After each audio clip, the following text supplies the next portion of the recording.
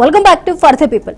ఇక విజయసాయి రెడ్డికి DNA test చేయాలి, శాంతికి పుట్టిన ఆ బాబుకి విజయసాయే తండ్రి అంటూ కూడా శాంతి భర్త మదన్ మోహన్ నారా లోకేష్ అయితే కలిసి ఆయన విన్నవించినట్టయితే తెలుస్తుంది. అలాగే మరొక గెస్ట్ మనకి యాడ్ అయ్యారు, డాక్టర్ ఏఎస్ రావు గారు టీడీపీ నుంచి. రావు గారు నమస్కారం అండి. నమస్కారం రావు గారు, వినిపిస్తుందా వాయిస్? నమస్కారం. గత 6 నెలల క్రితం ముగిసిపోయింది అనుకున్న వివాదం మరొకసారి తెర మీదకి తీసుకొచ్చారు శాంతి భర్త. ఆయనకి డిఎన్ఏ టెస్ట్ కంపల్సరీ అంటూ కూడా ఆయన కోరుతున్నారు. అయితే ప్రభుత్వం దానికి సహకరించాలి అని ఆయన వినతి పత్రాలు, ఆయన దగ్గర ఉన్న ఆధారాలన్నీ కూడా మంత్రి నారా లోకేష్ని కలిసి ఆయనకి ఇచ్చారని అయితే చెప్తున్నారు. అయితే మరి ఏం చేయబోతుంది కూటమి ప్రభుత్వం? ఏం చేయబోతుంది? ఏం న్యాయం చేయబోతుంది? ఆయన నాకు న్యాయం కావాలని కోరుతున్నారు. ఏం న్యాయం చేయబోతుంది? చూడండి, ఒక భారత రాజ్యాంగం ప్రకారంగా ఒక మహిళ ఆరోపిస్తేనే ఆ వ్యక్తి ఎదుటివారు ఎవరిపైన ఆరోపించారో వారిపైన మనకు పరీక్షలు కానీ ఏదైనా ఉంటుంది. ఆ మహిళ సందర్భించి ఆ మహిళ ఏ విధమైన ఆరోపణ చేయలేదు, మళ్ళీ ఆ మహిళ నాతో వేరే వాళ్ళతో నేను లివింగ్ రిలేషన్స్ లో ఉన్నా అని చెప్పిన తర్వాత ఏ విధ చట్టపరంగా ఏ విధంగా ఆయన మీద చర్యలు తీసుకోవడం జరుగుతుంది? మదన్ మోహన్ వాడు ఒక కన్ఫ్యూజింగ్ క్యాండిడేట్, అనవసరంగా అందరినీ కన్ఫ్యూజ్ చేస్తున్నాడు. అసలు అతనే 7 సంవత్సరాలు దూరంగా ఉండి తర్వాత నా భార్య ఎక్కడో పోయిందని చెప్పి మాట్లాడడము, మళ్ళీ ఎవరితో సంబంధం ఉందని మాట్లాడడము, విజయసాయి రెడ్డి పైన ఆయన డిఎన్ఏ టెస్ట్ పరీక్షలు కోరడము, ఇదంతా కన్ఫ్యూజింగ్. ఇది ఎందుకంటే ఇట్స్ నాట్ సో ఫేర్.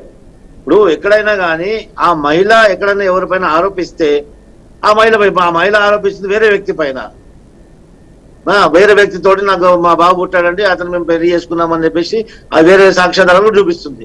అతను వదిలిపెట్టేసి విజయసాయి రెడ్డి మీద పడ్డము అంటే విజయసాయి రెడ్డి పైన మేము చర్యలు తీసుకోవాలి, విజయసాయి రెడ్డి పైన మేము ప్రభుత్వం తరఫున కామెంట్ చేయాలా, కామెంట్ చేసిన తర్వాత విజయసాయి రెడ్డి మళ్ళీ దాని మీద మాకు విమర్శ పడాలా? అవసరమా మాకు? అది ప్రభుత్వంలో ప్రజలకు సంబంధించిన విషయాలు చాలా ఉన్నాయి.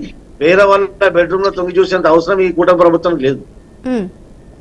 మరైతే న్యాయం చేస్తానని చెప్పేసి నారా లోకేష్ ఏ విధంగా తనకి సానుకూలంగా స్పందించినట్లండి?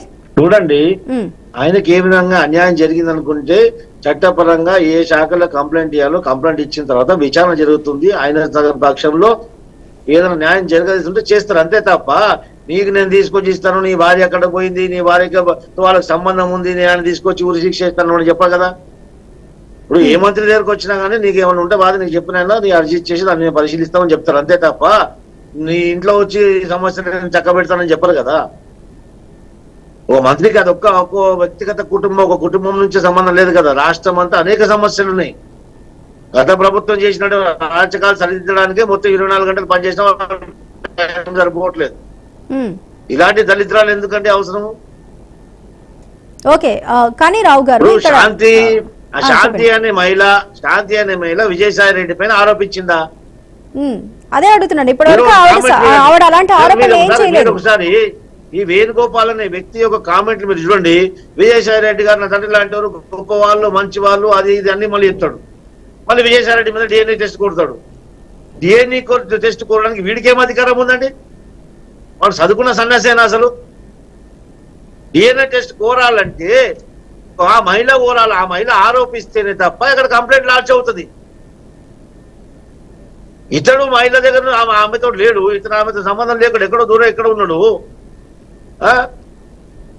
ఆ మహిళ ఏ విధమైనటువంటి ఆరోపణ చేయలేదు విజయసాయి రెడ్డి పైన. ఏ విధంగా ప్రభుత్వం కానీ ప్రభుత్వానికి సంబంధించి ఏ వ్యక్తి కానీ విజయసాయి రెడ్డిని ఎందుకు దీంట్లో మాట్లాడతారు? ఎందుకు మాకేం అవసరము? ఏ పార్టీకైనా ఎవరికైనా అని చెప్పేసి వ్యక్తిగతంగా మాట్లాడే అవసరం ఏమొచ్చింది? ఒకవేళ ఆ మహిళ నాకు విజయసాయి రెడ్డి ద్వారా నాకు అన్యాయం జరిగింది, నాకు ఇది నేను మోసం చేయబడ్డా అని చెప్పి చెప్తే ఖచ్చితంగా ఆ మహిళ తరఫు నుంచి కంప్లైంట్ తీసుకొని చట్టపరంగా ఏం చేయాలి చేస్తాం, అంతే తప్ప ఇతను ఫస్ట్ సరిగ్గా లేడు. ఒకవైపు విజయసాయి రెడ్డిని పొగుడుతూ, ఒకవైపు విజయసాయి రెడ్డి నాకు మేలు చేశాడన్నాడు, ఒకవైపు విజయసాయి రెడ్డి నాకు అన్నం పెట్టిండని, విజయసాయి రెడ్డి నాకు డబ్బులు ఇచ్చిండని, విజయసాయి రెడ్డి నాకు అమెరికా పంపించిండని, అమ్మాయి మీద ఆరోపణ చేయడము, మళ్ళీ అమ్మాయికి రక్షణ కల్పించండి, ఆ బిడ్డకు రక్షణ కల్పించండి, పసిబిడ్డ దేవుడితో సమానము, ఇవన్నీ పిచ్చి మాటలు ఎందుకండి? ఓకే రావు గారు, విజయసాయి రెడ్డి మాకు హెల్ప్ చేశాడు, ఆయన అది ఇది అని అంత మంచి మాటలు చెప్పినప్పుడు ఉన్నట్టుండి ఆయన యూటర్న్ ఎందుకు తీసుకున్నారు? దీని వెనకాల మరి శక్తులు ఏమన్నా ఉన్నాయా? కుట్ర ఏమన్నా ఉందా?